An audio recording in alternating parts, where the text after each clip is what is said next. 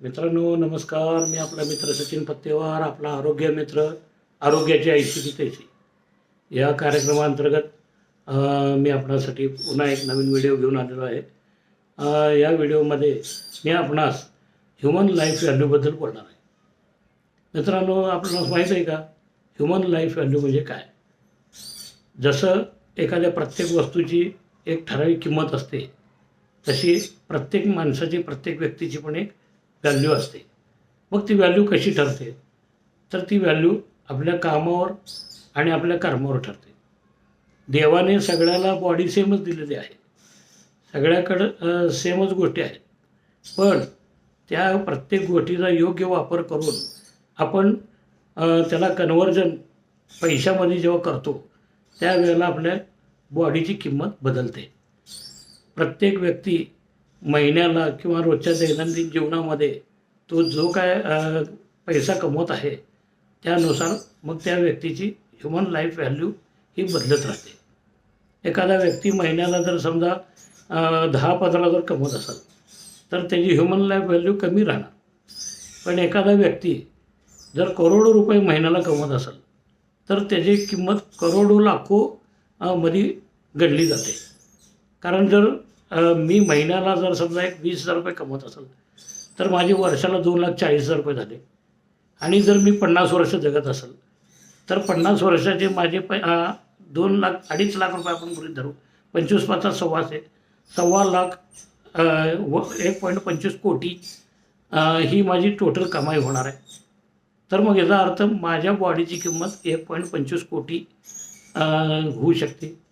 पण जर समजा एखादा व्यक्ती जर महिन्याला 1 करोड रुपये कमवत असेल, आता आपण बघतो जे मोठमोठे उद्योगपती आहेत, अडाणी, अंबानी, टाटा, बिर्ला, यांच्या जर कमाया बघितलं तर यांचे लाखो कोटीमध्ये ह्युमन लाईफ येऊ शकते.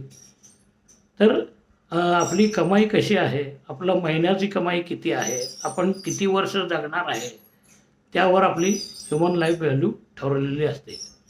तर या बाबतीमध्ये आपण खरं इन्शुरन्स पण काढताना या गोष्टीला अनुसरून आपण इन्शुरन्स काढला पाहिजे. पण लोक ते करताना विचार करत नाहीत. त्यांनी आणि लोकांना सवय लागली आहे, आज काय चाललं आहे त्याच्यावर फक्त लोक विचार करतात.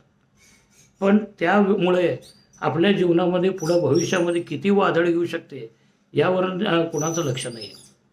म्हणून आपला कमाईचा थोडा हिस्सा आपण अशा गोष्टीवर गुंतवणूक करा की उद्या जाऊन तुम्हाला तुमच्या आरोग्यासाठी घरच्यांवर दडपण येणार नाही, घरच्यांना त्रासात पाडायची वेळ आपल्याला येणार नाही. आणि आपण जी मेहनतीने कष्टाने एक विश्व उभं केलं आहे, त्या विश्वाला कुठं धक्का लागू नये हा विचार करून आपण पुढचे प्लॅनिंग केले पाहिजे. तर ह्युमन लाईफ व्हॅल्यू आपली ओळखा आणि ह्युमन लाईफ व्हॅल्यूला अनुसरून आपण काय नियोजन करू शकतो तसे नियोजन करून ठेवा. म्हणजे आपण फॅमिली प्लॅनिंगने व्यवस्थित केले याचे समाधान आपल्याला मिळेल आणि आपली फॅमिली कधीच संकटामध्ये आणि त्रासामध्ये पडणार नाही. हे या ह्युमन लाईफ व्हॅल्यूचं प्रमाण आहे. तर असेच काही प्रश्न असतील आपल्याला मनामध्ये तर जरूर विचारा. आरोग्याच्या बाबतीमध्ये, लाईफच्या बाबतीमध्ये अनेक विषयावर मी आपल्याला एकदम समर्पक असे उत्तर आणि रिप्लाय देऊ शकतो. तर आपल्या मनातील काही प्रश्न असतील तर जरूर मला संपर्क करा, मला कमेंटमध्ये विचारा.